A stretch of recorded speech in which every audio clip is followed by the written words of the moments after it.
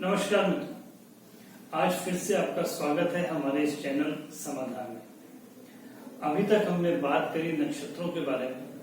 नक्षत्र परिचय में हमने सबसे पहले देखा नक्षत्रों के महत्व के बारे में। नक्षत्रों के महत्व के बाद हमने बात की नक्षत्रों की राशियों के बारे में, उनके देवताओं के बारे में, उनके राशि स्वामियों के बारे में और उनके खुद के स्वामियों के बारे में।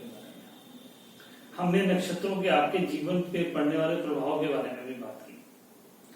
आज हम बात करेंगे गंडमूल नक्षत्र की। सबसे पहले जो मैंने आपसे कहा था कि हम गंडमूल पे बाद में बात करेंगे, और हम बात करेंगे नक्षत्रों की संज्ञाओं के बारे में, उनके वर्ण के बारे में और उनकी दृष्टियों के बारे में। तो सबसे पहले शुरुआत करते हैं हम गंडमूल नक्षत्र से। आप सभी ने सुना होगा, आपके घर में जब भी कोई बच्चा पैदा होता है और आप जब भी उसकी कुंडली बनवाते हैं तो आपको ये कहा जाता है कि आपका बच्चा गंड में या मूल में पैदा हुआ है और आप उसकी पूजा करवाएं। आखिर ये गंडमूल है क्या, हमें इसको समझना होगा। सबसे पहले गंड और मूल एक तीन वो स्थल हैं हमारे कांति वृत्त पे, जहां पे राशि और नक्षत्र दोनों समाप्त होते हैं। जैसे मैंने आपको बताया था कि 2.25 नक्षत्र एक राशि में आते हैं, वैसे ही मेष, वृष, मिथुन, कर्क। अब कर्क राशि पहला स्थल बनता है जहां पर अश्लेषा नक्षत्र और कर्क राशि ये दोनों के दोनों एक ही जगह पे समाप्त होते हैं, और वो पहला स्थल है गंडमूल का। और वो जो नक्षत्र है वो है अश्लेषा नक्षत्र, और उसके तुरंत बाद जो नक्षत्र शुरू होता है वो है मघा नक्षत्र। एक कर्क राशि में आता है, एक सिंह राशि में आता है। उस जगह को हम बोलते हैं गंडमूल का पहला स्थल हमारी कांति वृत्त पे। दूसरा स्थल आता है वृश्चिक राशि में, जहां ज्येष्ठा नक्षत्र पे वृश्चिक राशि भी खत्म होती है और मूल नक्षत्र पे धनु राशि शुरू होती है। वो जो स्थल है वो दूसरा स्थल है जिसे हम बोलते हैं गंडमूल का दूसरा स्थल। तीसरा स्थल है रेवती नक्षत्र और मीन राशि। मीन राशि वो तीसरा स्थल है जहां पे राशि और नक्षत्र दोनों ही एक जगह पे जो है खत्म होते हैं, और फिर शुरू होता है अश्विनी नक्षत्र। तो यहां पर दो नक्षत्र ऐसे हैं हर जगह पे।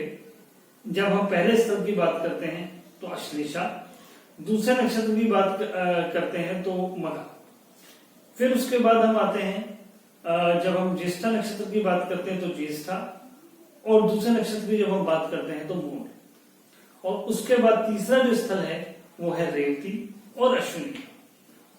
तो जब भी जातक का जन्म इन गंडमूल के स्थलों के आसपास होता है, यानी कि कर्क राशि में अश्लेषा नक्षत्र के दूसरे, तीसरे या चौथे चरण में, या मघा नक्षत्र के पहले, दूसरे या तीसरे चरण में, तो उस जातक के ऊपर गंडमूल का बुरा प्रभाव पड़ता है। ऐसा ही वृश्चिक राशि में होता है।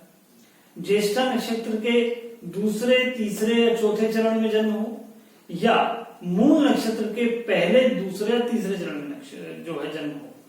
अगर चंद्रमा इस जगह विद्यमान है तो आप गंडमूल की पैदाइश होंगे। उसके बाद हम बात करते हैं रेवती नक्षत्र का। रेवती नक्षत्र का पहला चरण हम छोड़ देते हैं, दूसरा, तीसरा, चौथा, यानी कि आप जितना ज्यादा उस गंडमूल नक्षत्र के नजदीक जाएंगे या जन्म उस समय पे होगा तो आपका जो जन्म है वो गंडमूल का माना जाएगा। उसकी पूजा करवाना बहुत आवश्यक है।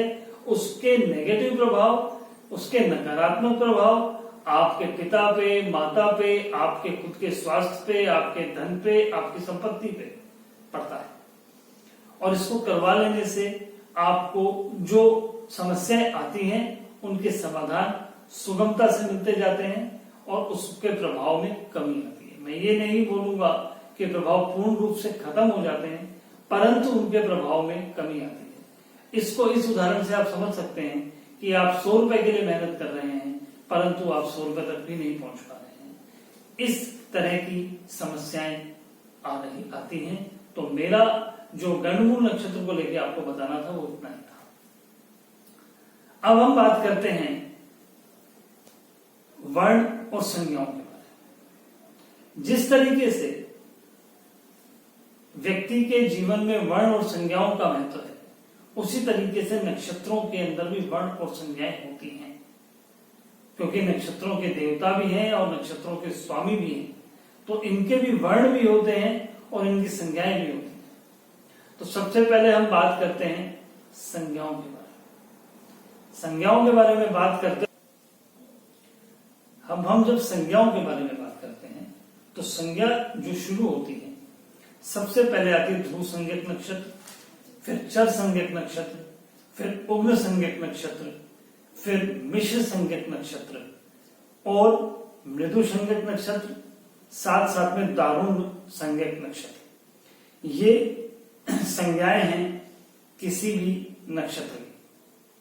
अब हमें यह देखना है कि कौन सा नक्षत्र ध्रुव संज्ञक नक्षत्र है या वो किस लिए प्रयोग में आता है। ध्रुव संज्ञक नक्षत्र जो होते हैं वो नक्षत्र हम प्रयोग में लाते हैं स्थायित्व का कोई भी कार्य शुरू करने के। अब स्थायित्व क्या होता है? जैसे आपका मकान बनना, छत डलना, जहां पर आप लोग उसको रहने के लिए प्रयोग करो। और ध्रुव संज्ञक नक्षत्र कौन से होते हैं उसके बारे में अब हमने ये बात की कि स्थायित्व यानी कि मकान बनना या किसी भी तरह का ऐसा काम जो स्थायित्व के लिए किया जाता है, वो ध्रुव संज्ञक नक्षत्र में शुरू करना बहुत ही बेहतरीन होता है। अब ध्रुव संज्ञक नक्षत्र कौन कौन से होते हैं? उत्तरा फाल्गुनी नक्षत्र, उत्तराषाढ़ा नक्षत्र, उत्तरा भाद्रपद नक्षत्र और रोहिणी नक्षत्र। ये 4 नक्षत्र जो होते हैं ये ध्रुव संज्ञक नक्षत्र होते हैं। और अगर इसके साथ रविवार का संपुट लग जाता है तो ये और भी ज्यादा स्ट्रांगली आपको जो है अपना प्रभाव दिखाते हैं। अगली संज्ञा है चर संज्ञा। अब चर संज्ञा नक्षत्र हम किस चीज के लिए हम प्रयोग में लेते हैं? ऐसा काम जो चलता रहना चाहिए।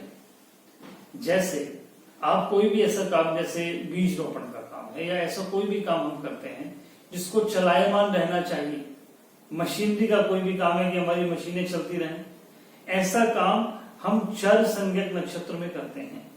और वो नक्षत्र जो है वो नक्षत्र है पुनर्वसु नक्षत्र, स्वाति नक्षत्र, धनिष्ठा नक्षत्र और शतभिषा नक्षत्र। इनके साथ अगर सोमवार का संपुट लगता है तो ये नक्षत्र और भी इफेक्टिवली आपको काम करके देते हैं।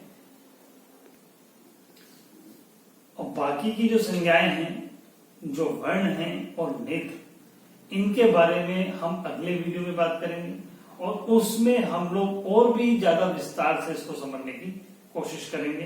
तब तक के लिए मुझे इजाजत दीजिए। नमस्कार।